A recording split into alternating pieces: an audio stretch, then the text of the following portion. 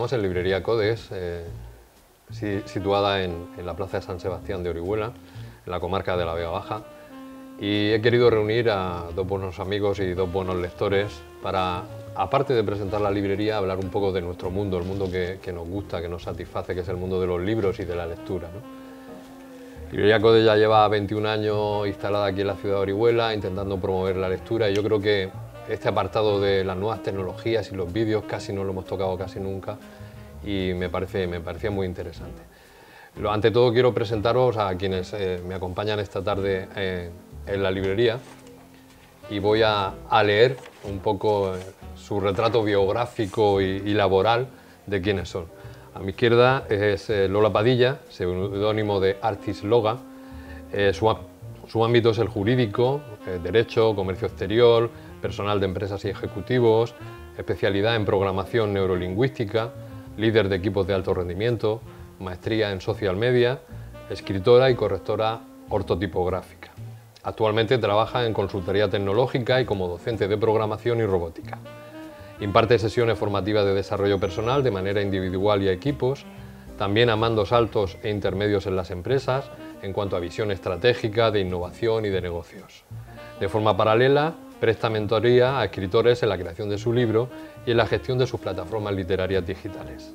Es autora de los libros Las letras hablan entre líneas y de Creatividad al tubo, que fue un bestseller en México. Hoy día, con las nuevas tecnologías, esto de llegar a la última frontera es posible. Así como de la comunidad internacional, escritores y lectores por el mundo, que podéis seguir en sus redes sociales y que es muy interesante.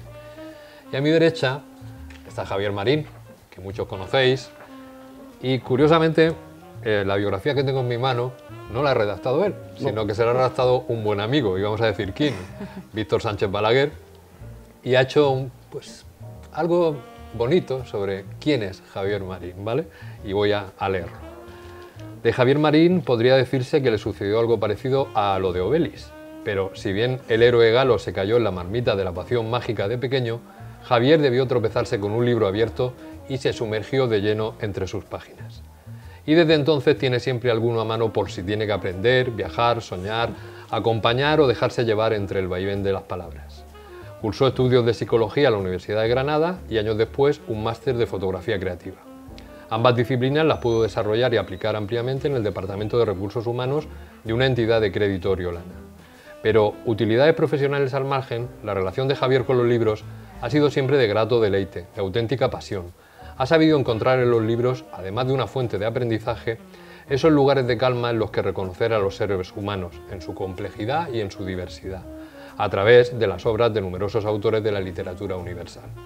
Interesado desde joven por la literatura alemana, descubrió que la mejor manera de conocer a cualquier escritor, sea de la época que sea, es entender el contexto histórico y cultural en el que se desenvuelve.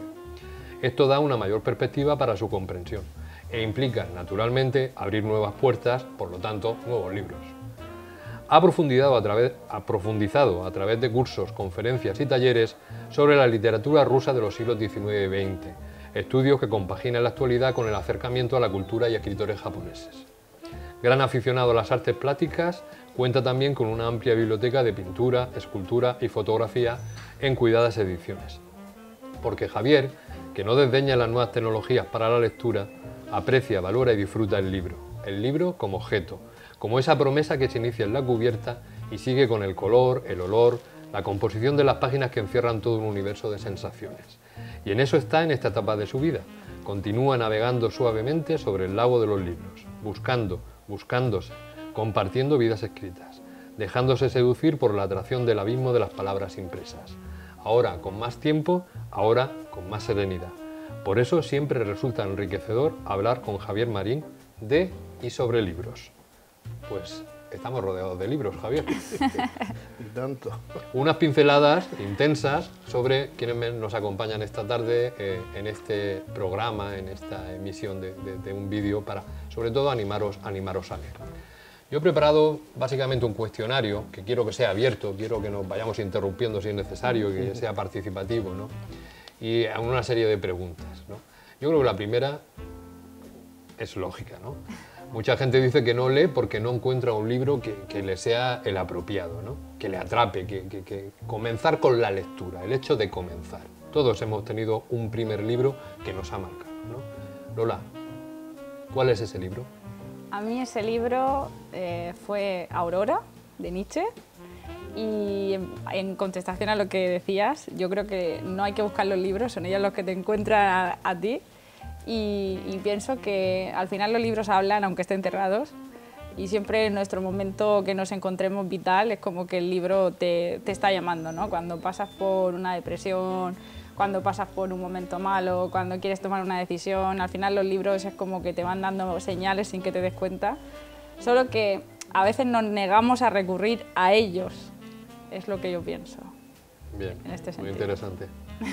Eso de que los libros no se encuentran, hay más de un ensayista sobre la lectura que habla de eso, que al final son ellos los que nos encuentran a nosotros como lectores y es una reflexión muy interesante. Javier, tu primer el libro que te marcó. Más que libro, un autor, que fue Hermann Hesse, en su día. Y a partir de ahí, pues sin saberlo, yo empecé a aprender a leer. Y la verdad es que fue muy interesante porque también una época muy crítica en mi vida y bueno, pues se quedó en mí, como que lo encarné. Y eso ha hecho que, bueno, que tuviera la curiosidad en general por la creación. Daba igual que fuera literatura, que fuera lo que fuera. Pero me interesa todo lo que es el aspecto creativo. Pero desde luego fue Hesse y un poco la literatura alemana. Sí, esa literatura es muy potente. Yo muchas veces me veo reflejado más en esa literatura que en la literatura hispanoamericana, por ejemplo. Sí, yo en sí, particular sí. me llega el pulso psicológico de los personajes, creo que es mucho más fuerte, ¿verdad? Sí. Muy bien. Bueno, siempre quizás también son etapas personales, ¿no? A la hora de decidir qué leer, porque tenemos un tipo de novela de literatura que nos resulta más atractiva, que nos sentimos más cómodos. Puede ser suspense, puede ser policíaca, puede ser viajes, puede ser clásica, puede ser poesía, puede ser romántica, histórica, ciencia ficción. El abanico es muy amplio, muy amplio. En este momento, Javier, ¿cuál es tu preferencia literaria para enmarcarla, para decir, oye, pues mira, me gusta ciencia ficción, me gusta policíaca, aunque sé que lees un poquito, sé que lees un poquito de todo, ¿no? Sí, pero realmente yo te diría que más que géneros, bueno, si lo pienso, realmente al final terminas en algunos géneros, está claro, pero la narrativa del ensayo, algo de poesía, poesía rusa, y principalmente eso, pero tengo que decir que lo que voy buscando yo realmente es en los libros la segunda y tercera dimensión que tiene. Cuando escribe un autor, depende de qué tipo de literatura, pero cuando es valiosa realmente hay unas segundas y terceras dimensiones que cuando lo estás leyendo y terminas un libro, te da la sensación de que no has agotado todo el jugo, que todavía queda mucho oculto y que te lleva a plantearte una relectura, sí. A veces 2 y a veces 3 relecturas, y en ese momento es cuando sacas todo lo que hay. Eso ocurre con los grandes libros, lo que para otros pueden llamarse clásicos. Hay algunos libros actuales que tienen esas características y que se les puede llamar ya clásicos. No hace falta que pasen décadas y que permanezcan ahí en el candelero, pero se sabe que son clásicos precisamente por la profundidad que ofrecen y porque son herramientas que están ayudando al desarrollo humano del lector. Y eso es crucial. Sí, muy interesante. Una cosa son los géneros literarios, que es como si dijéramos, bueno, una clasificación, y otra muy distinta y que yo creo que se queda bastante en el olvido, no se trata, es los tipos de lectores. Eso es importantísimo. Los géneros literarios es algo objetivo. Los tipos de lectores son, bueno, fundamentales para saber la literatura, por qué camino va y sobre todo por ir rescatando esas obras que valen la pena. Sí, las editoriales hacen muchos estudios relacionados con lo que está diciendo Javier, ¿no? Sí. ¿Dónde enmarco este libro? ¿A qué tipo de lector va dirigido? ¿Qué tipo de profundidad puede alcanzar, ¿no? Me viene a la cabeza el éxito reciente de Irene Vallejo, Sí, ¿no? claro.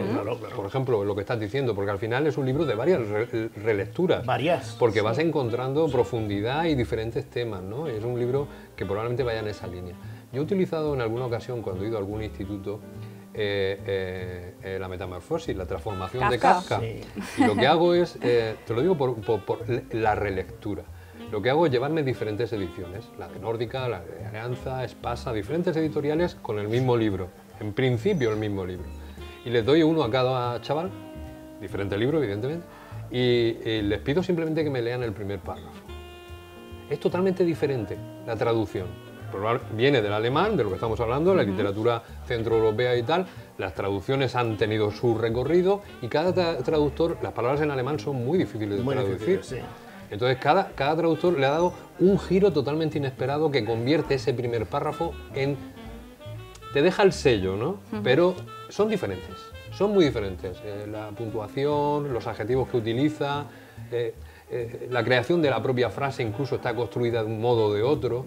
Y es muy curioso que dependiendo de la lectura que tú tengas en la mano, te puede llegar de un modo a otro al lector. Es totalmente... Sí, sí, totalmente. Curioso, de hecho, es curioso porque Kafka es uno de mis escritores de cabecera. Además, es junto con Nietzsche, son de los que nunca me han dejado sola. Y yo tengo que decirte que en ese matiz que Javier señalaba, hay que diferenciar el lector comercial del lector profundo. Sí.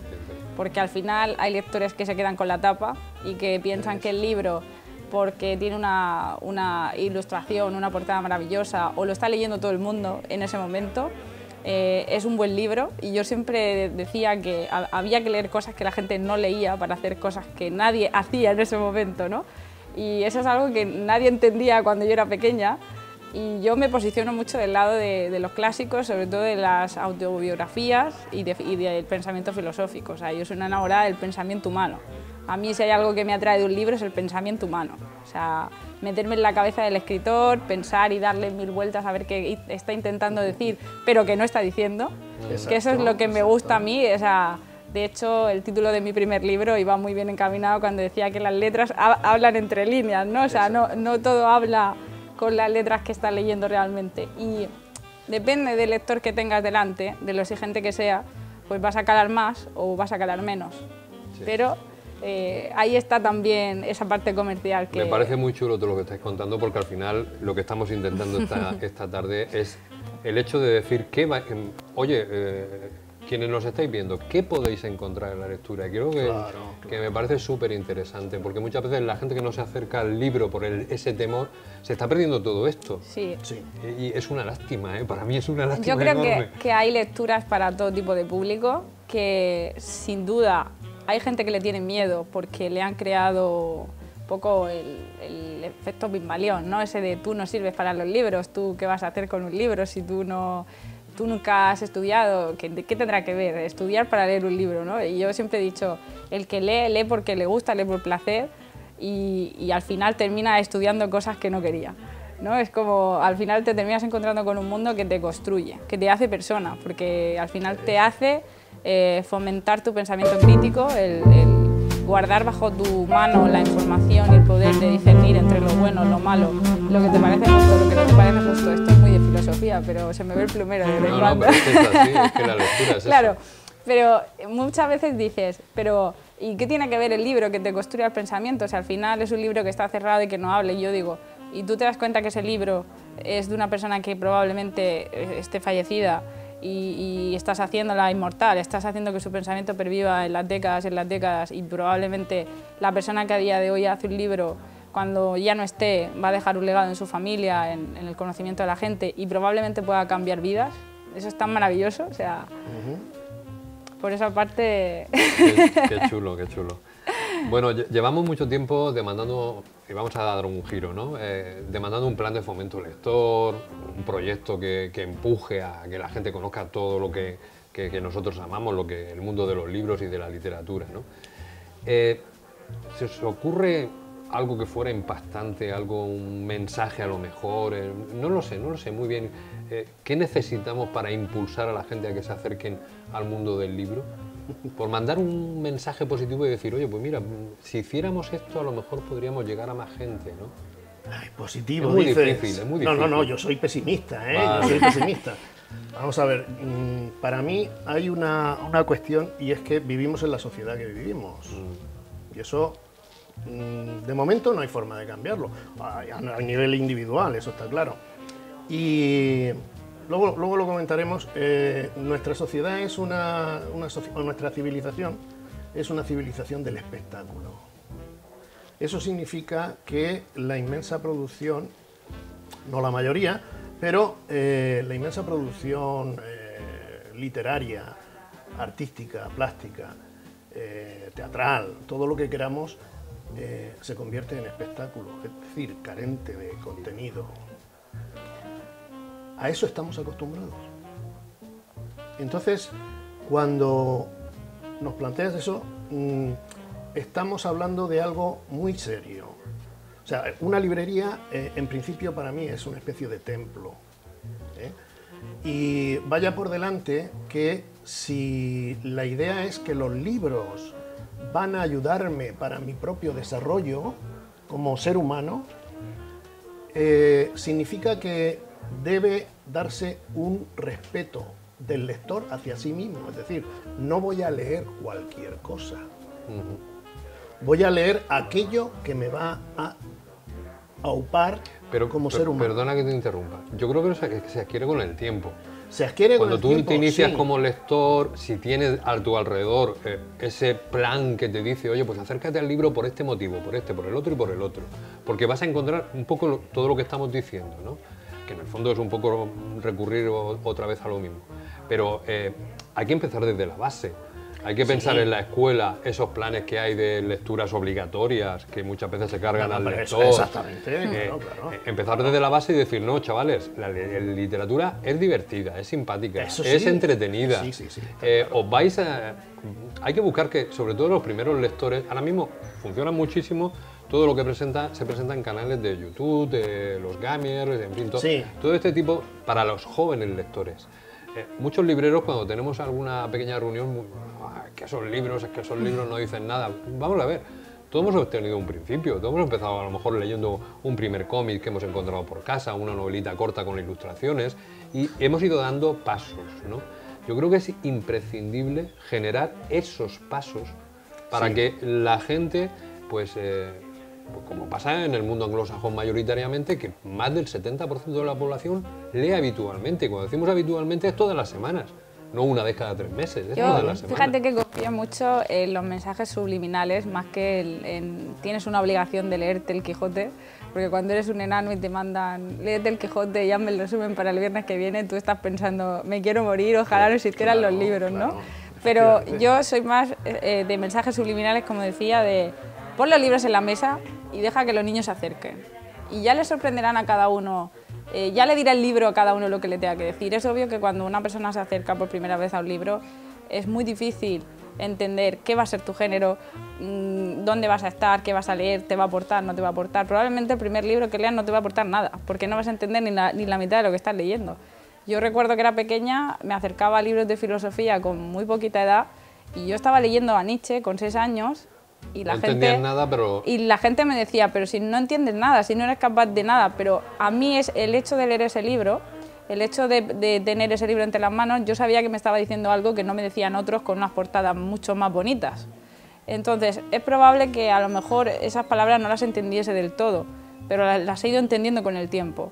Y sé que mi pensamiento se ha construido en gran medida por todos los libros que llevo leídos y por todos los que me quedan por leer, por supuesto. Yo ahí me he identificado porque yo recuerdo también, lo que pasa es que no tengo los títulos en la memoria, pero me recuerdo leer libros de nano, de pequeño, no sabría decirte la edad, pero que no entendía.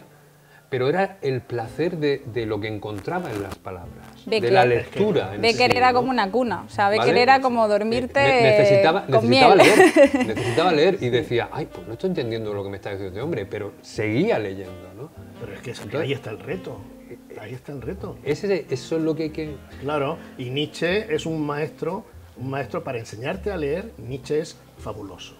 Es fabuloso porque Y te crítico obliga, como él solo. O te sea, que obliga a Nietzsche es duro como él solo. sin ninguna duda. A cuestionarte todo. Curiosamente, por lo que estamos hablando, y porque pongamos en la balanza pesas en los dos platillos, en Japón, con el manga, lo que se está haciendo, el manga surge a raíz de...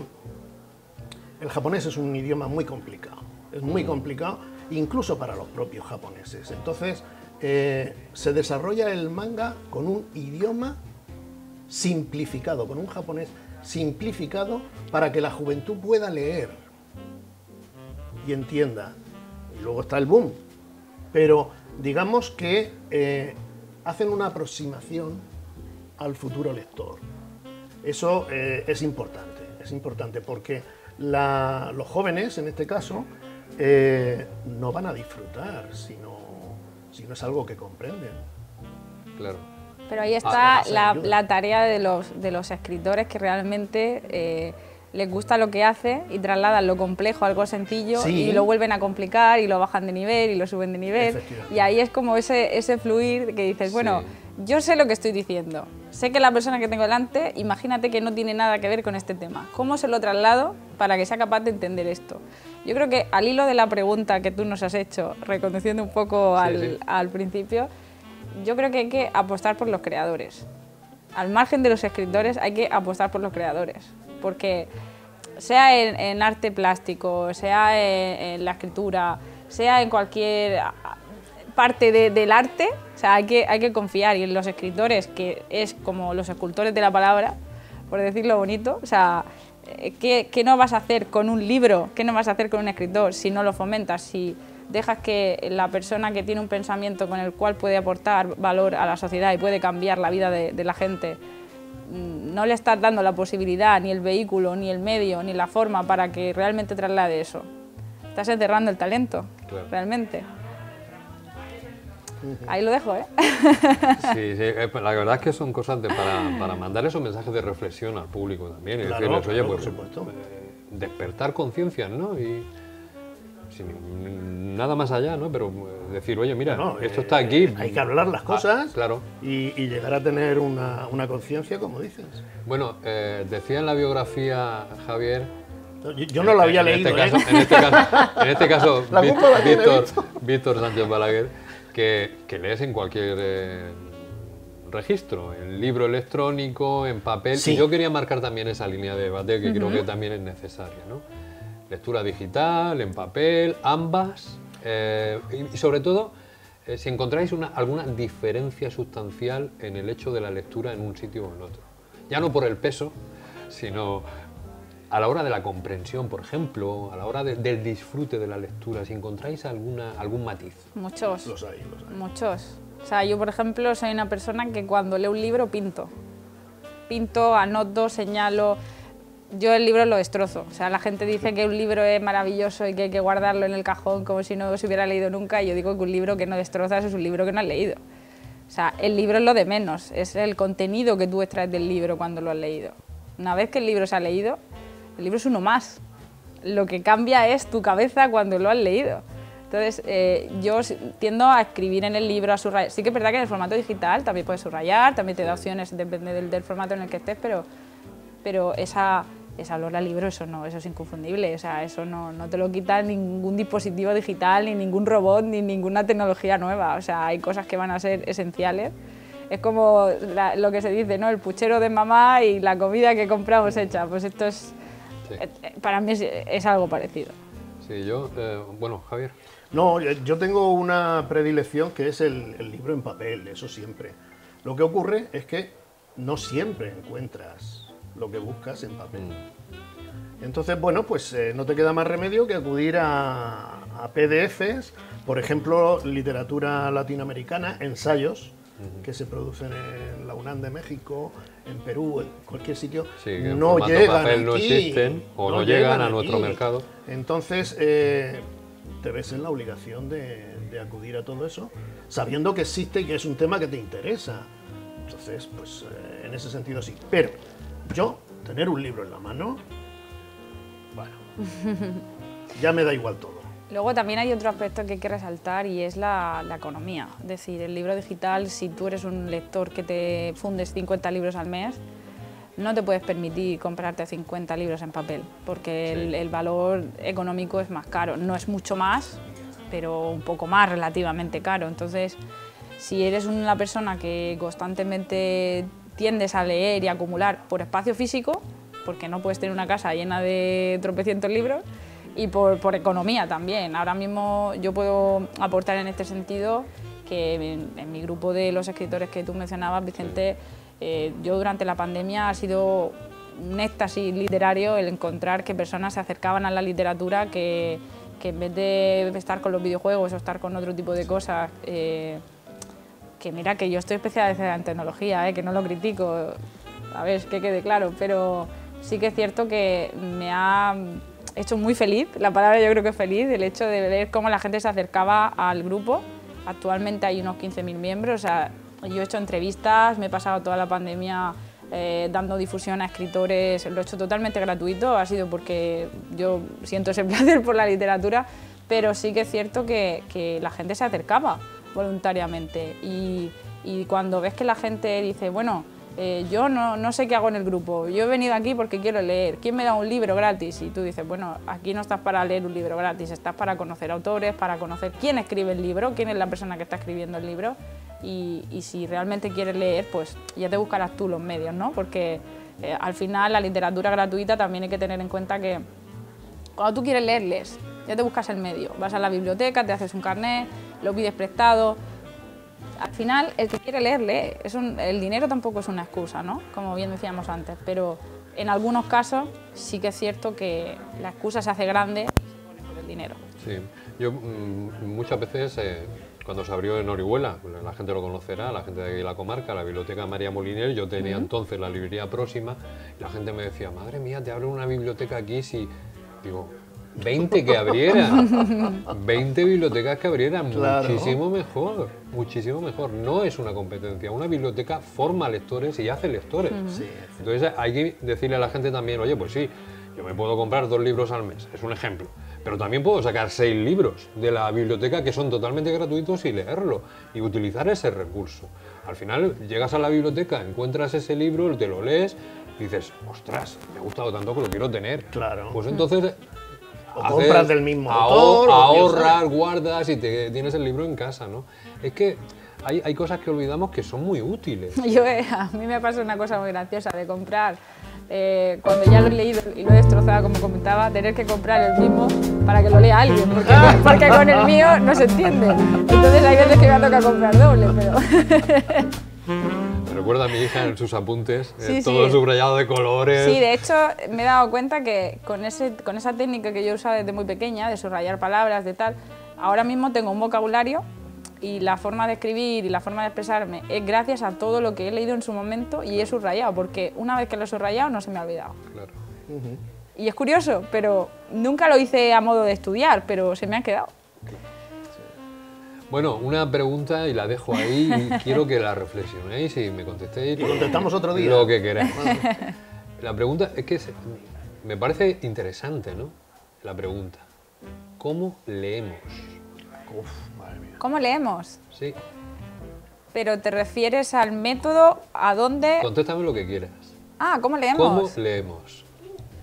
Yo leo con 100 sentidos al mismo tiempo, observando cada detalle y destrozando, como te he dicho, todo lo que encuentro, absorbiendo como una esponja todo conocimiento que se me pasa por delante de la mirada y siempre en espacios tranquilos, siempre. Eso de leer con música o algunas cosas que yo escucho muchas veces... ¿Tú tienes tu espacio para la lectura, Lola? No. ¿Habitualmente no? ¿Puedes leer en un sitio o en otro? No tengo un espacio concreto porque a veces, dependiendo de la posición de la luz, del momento de la tarde, del momento de la mañana, a lo mejor leo a las 5 de la mañana porque ya empieza mi día a esa hora, ya me voy poniendo activa, ya empiezo el día con esa concentración mental que a lo mejor necesito para otras cosas. Y a veces leo a las 9 de la noche porque no veo la tele y algo tengo que hacer, pero no es algo que diga, lo hago aquí, sentado, mirando al infinito y haciendo esto. No tengo sitio, porque creo que un libro tú lo puedes leer en el tren, en el avión, en el coche, de camino a algún sitio. O sea, yo no suelo fijar, o por lo menos no intento atarme al suelo cuando adquiero conocimiento, y creo que cuanto menos lo pienso, más conocimiento adquiero. Es decir, no me fijo a un sitio estático. Vale, muy bien. Bueno, yo en cuanto al sitio, sí tengo 3. Vale, Tengo 3, pero en mi misma casa. vale. ¿Vale? No es la casa de otro, No es cuidado. la casa de otro, no. Son los únicos sitios que están libres en casa, el resto son libros. Vale. ¿Vale? Para dormir, suelo dormir colgado de una percha en el ascensor. Pero bueno, sí es cierto que tengo tres sitios que en función de la luz natural que recibo, pues simplemente me apetece irme a un sitio o a otro. En completo silencio, nada de músicas, nada de nada, nada de nada. Como mucho, una vara de sándalo. Como mucho, y no siempre. Y luego el tema de cómo se lee, evidentemente, 100 sentidos, me parecen pocos casi. El libro está dialogando contigo y está dialogando con una... Bueno, puedes hacer una lectura superficial, rápida, pero no es lo suyo. Lo suyo es una lectura lenta, pausada, en la cual empiezas a descubrir todo. Que a veces descubrir todo es una coma en un sitio. Que te está dando a entender algo, que la frase significaría otra cosa si no estuviera esa coma. Puede ser. ¿Cómo vas a leer? Bueno, pues te vas a fijar en los personajes. ¿Cómo se describen? Si son planos, si son profundos. En la estructura de la novela, si se trata de una novela, ¿no? ¿Cómo te está presentando la información? ¿En qué orden? Porque eso te va a provocar determinadas impresiones y emociones. Y entonces hay que ver cómo el autor ha querido desarrollar su narración para que a ti te produzca determinados efectos. Esa es la forma de leer. Es decir, un libro es un mensaje cifrado. Si quieres hacer una lectura rápida, puedes hacerla. Pero te pierdes mucho del Pero mensaje. te pierdes todo. Es lo que decía antes, claro. Que terminas el libro y te da la sensación de que no has hecho todos tus deberes. Que hay mucho del autor que no has descubierto. Yo sabes lo que hago, porque es básicamente esto lo que quería.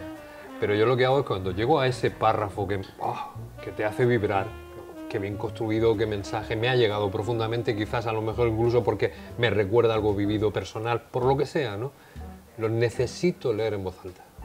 Ah, sí, sí. Ya no solo para mí, ¿no? Porque eso te incita a que luego puedas recordarlo. Si necesito leerlo en voz alta, y muchas veces lo que hago es que en casa, pues si está mi mujer, si está mi hija, me acerco y se lo leo a ellas ¿Ah, sí? en voz alta. Tan harta porque, ya, ¿no? Sí, ya te digo. Pero es ese hecho de que te eriza la piel, ese breve mensaje, esa frase, tienes que ese pequeño comunicarlo, párrafo, que no puedes quedártelo. Porque eres un lector un poco asertivo. Quieres compartir el Sí, conocimiento, no te lo quiero guardar para ti. Me gusta compartirlo, sí.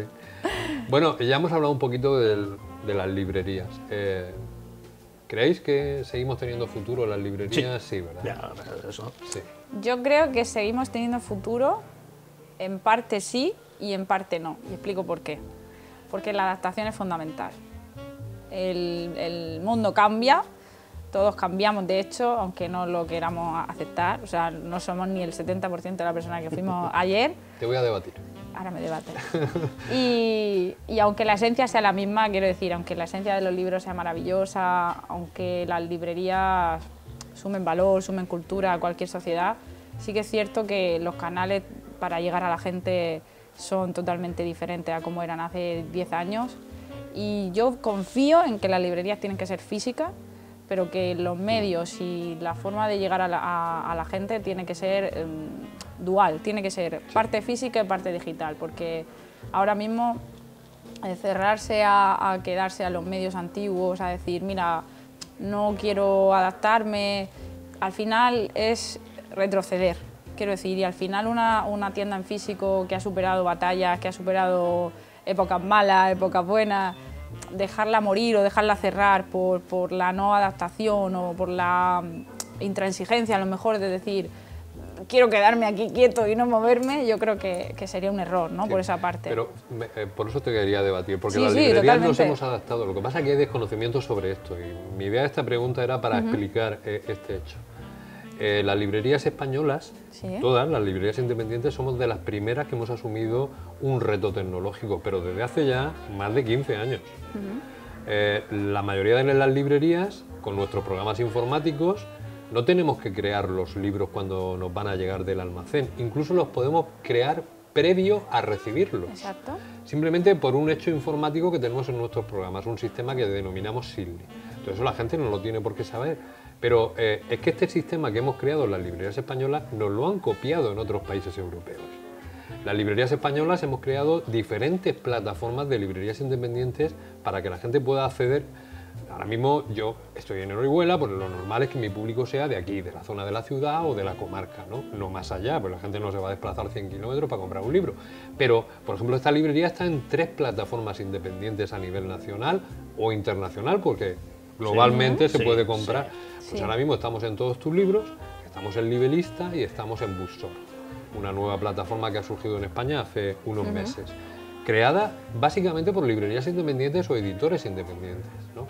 El problema es situarnos, que la gente sepa que eso existe y que Ahí está el error. claro, a la demanda de la compra la gente no se vaya a las plataformas que no voy a nombrar, porque todos estáis pensando, sino que vayan a unas plataformas que están formadas por librerías independientes. Pues solo en España tenemos 3 al menos. Creo que hay alguna más, pero 3 que yo conozca básicamente y que sé que están funcionando, ¿no? Entonces, las librerías no nos hemos quedado atrás, no nos hemos quedado atrás. Hemos estado siempre en primera línea de las nuevas tecnologías.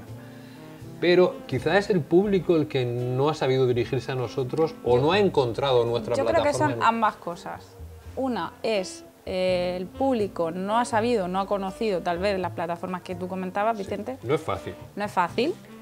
Y otra que al final no es como tú dices, nos hemos adaptado durante 15 años, hemos intentado crear plataformas, vamos a fomentar que las librerías, que los libreros, que la profesión permanezca y que los libros sigan siendo físicos, que los libros sigan estando en la estantería, ¿no? Como tú decías.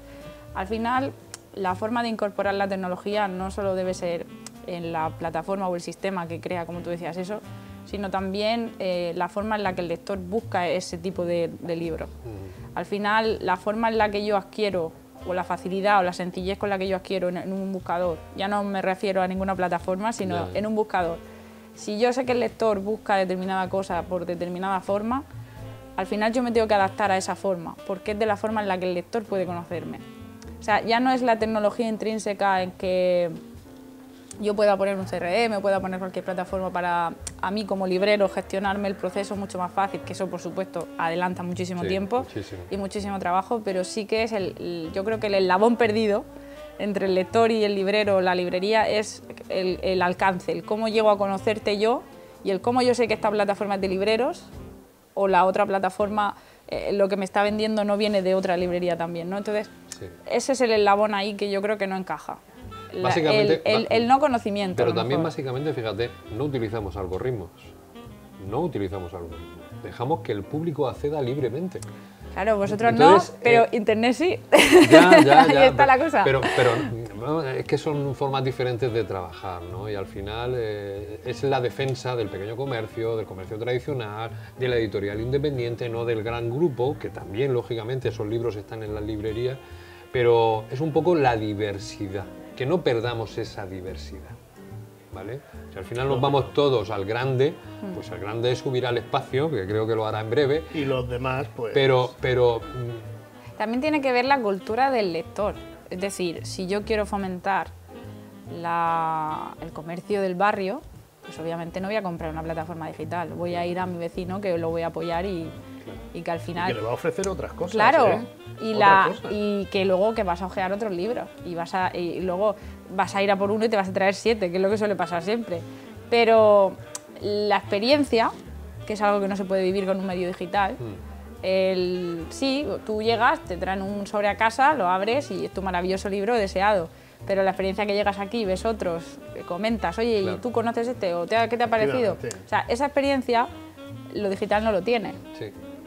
Eso es lo Entonces, eso yo creo que también tiene que ver con la cultura de la gente que te está comprando. Es decir, si yo quiero fomentar, es como el que consume un producto que es ecológico o que consume una patata de otro sitio, teniendo aquí la huerta plagada de eso, ¿no?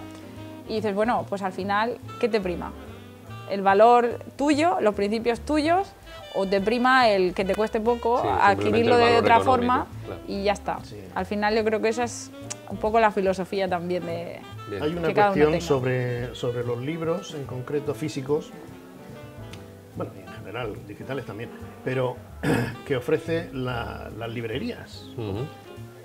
El libro, bien, la lectura hay que hacerla en condiciones, para mí, aunque tiene que haber lectores de todo tipo, sí, porque si no las editoriales no se mantendrían, eso está claro. Lo malo es que un lector se dedique solamente a lecturas banales, por ejemplo, y no haga otro tipo de lecturas. Eso sería lo malo. Pero bueno, en principio el valor del libro está, por un lado, en leerlo, pero también en comentarlo. Ese encuentro a mí que una se produce plataforma aquí, claro, no me da la posibilidad de comentarlo. No me da la posibilidad de ser aconsejado. Yo todavía estoy esperando un bar con libros, ¿eh? Ahí lo dejo. Un bar con libros. Un bar con libros. Claro, si de aquí sale la idea. Estamos en una plaza privilegiada porque tenemos 3 cafeterías al lado. O sea, en cualquier momento, pues grabamos otro programa en la cafetería. Claro que sí. Bien, bueno, bien. Yo creo que es el momento de recomendar.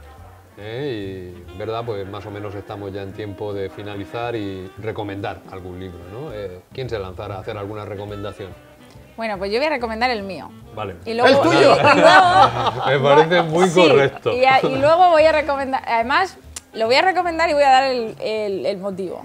No lo voy a recomendar porque sea mío, lo voy a recomendar por el momento en el que estamos viviendo.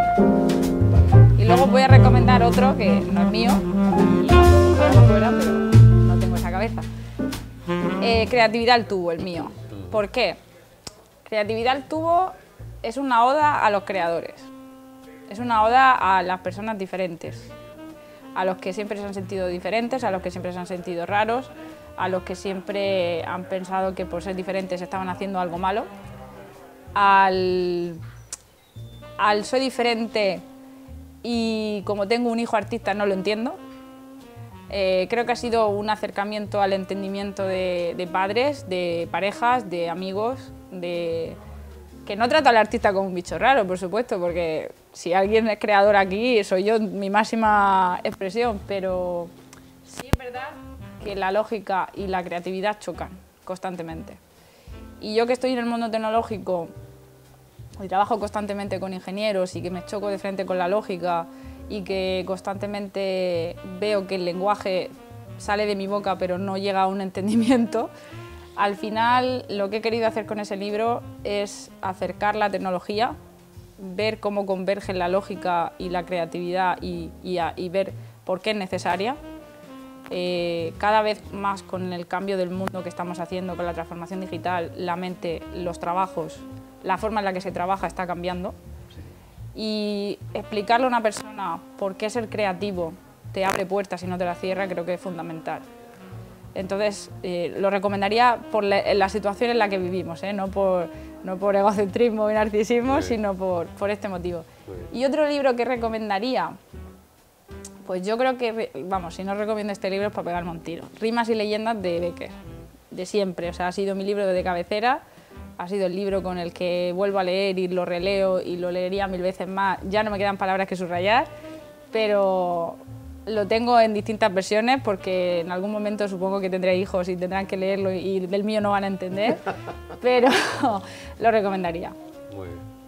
Y ahí están mis 2 recomendaciones. Muy bien, ¿está bien? Bueno, sobre lo de subrayar y todo eso, ofrezco la posibilidad de esto, que es una forma de quita y pon que permite con un rotulador permanente incluso tomar anotaciones, ¿vale? Y yo lo que hago es escribir a mano.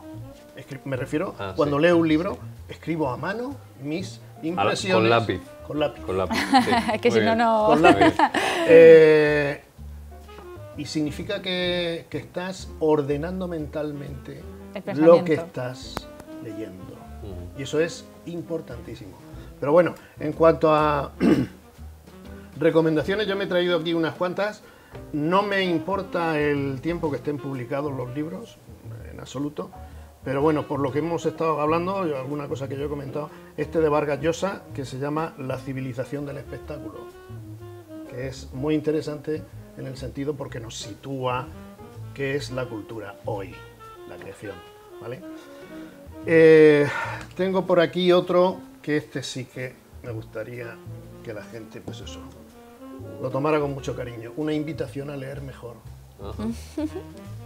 Porque es fundamental. Este es para saber No dónde más, estamos. mejor. Ese es poner los pies sobre la tierra, y este es para aprender a leer, que me parece fundamental. No se trata de saber leer, sino de devolverle el valor no solamente semántico, sino humano a las palabras. Esa es la cuestión. Y bueno, La sociedad del cansancio también es de un filósofo coreano que se llama Byung-Chul Han. Increíble. Y luego ya de lectura, sí, Muriel Barbery, La elegancia del erizo, que me parece un libro, además que trata sobre libros, interesantísimo. Una comunidad de vecinos muy curiosa. Muy curiosa, muy curiosa. Y japonés, Natsume Soseki Kokoro. Kokoro en japonés es corazones, todo lo que es etéreo, incluso la inteligencia, porque para los japoneses nosotros tenemos la razón en el cerebro y en el corazón la emoción, y los japoneses todo está en el corazón.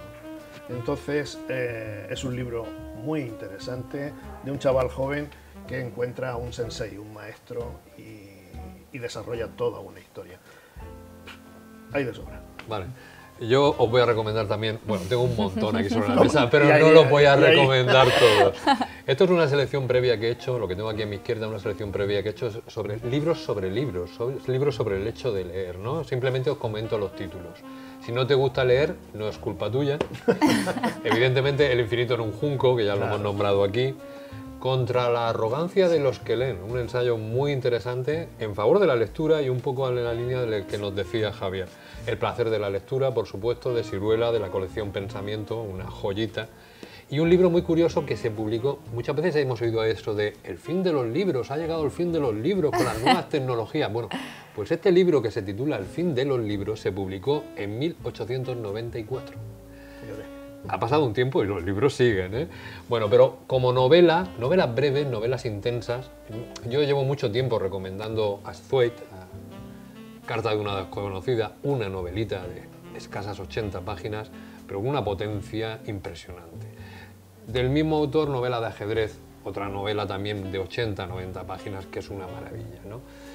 Como españoles, siempre está en mi mesa Alberto Méndez, su única obra, Girasoles ciegos, y es maravilloso, maravilloso. No puedo decir otra cosa más que eso, es que es maravilloso. Literatura centroeuropea, Sándor Márai, El último encuentro, aquello de dos señores que están pasando la vida.